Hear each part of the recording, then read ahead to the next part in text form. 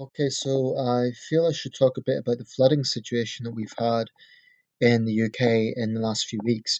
And this appears to be an annual occurrence. Last year, beginning of last year, so 2013, 2014 crossover, there was serious floods in the south of England and Somerset. This year, Cumbria has experienced terrible flooding, and now that seems to have moved into North and West Yorkshire.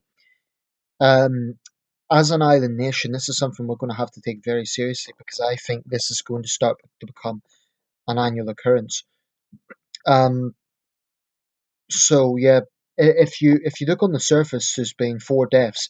That is obviously very small compared to some flooding events around the world, like that in Tamil Nadu, where 300 people died. But um, the real damage that we're seeing is not just economic, and it's not only in lives lost, but it's people having to rebuild their homes and livelihoods time and time again.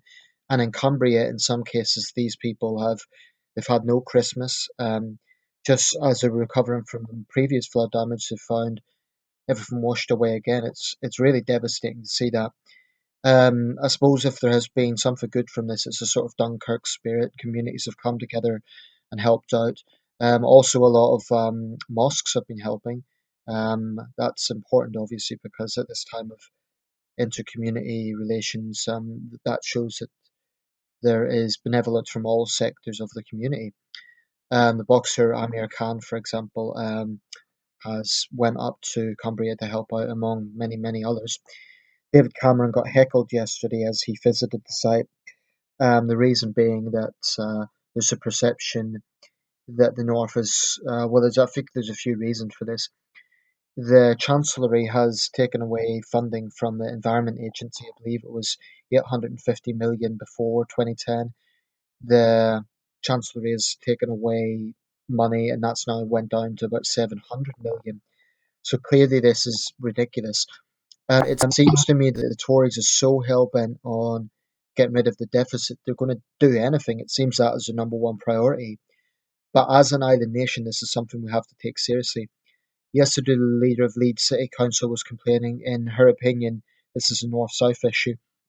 The Prime Minister's been on the defensive for that, saying that the north actually gets more per head of population than the south, and the government's actually issued a map to show where flood defences are being funded. I'm not sure about the north south thing. Certainly, from that map, it looks like it's evenly distributed, but quite clearly the whole country is going to face a problem. There are particular regions that get recurring flood problems. Southwest, the northwest, Yorkshire, and the southern part of Scotland, Northern Ireland to some extent as well. Where I am in the northeast, we're relatively fortunate, with the exception of Northumberland.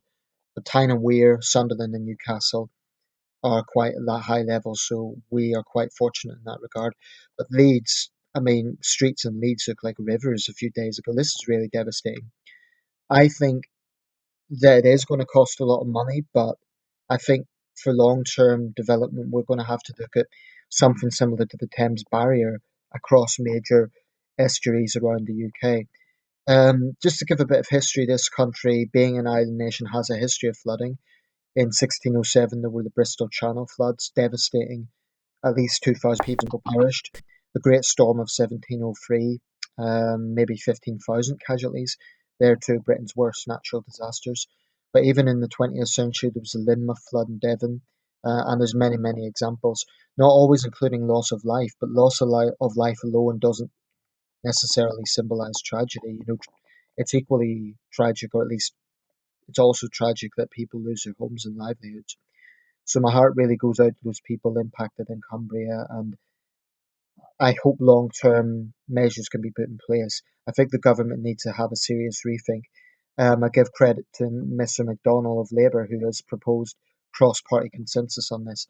That's necessary at this time because we need to take this problem very seriously. We're an island nation, and I see it getting worse.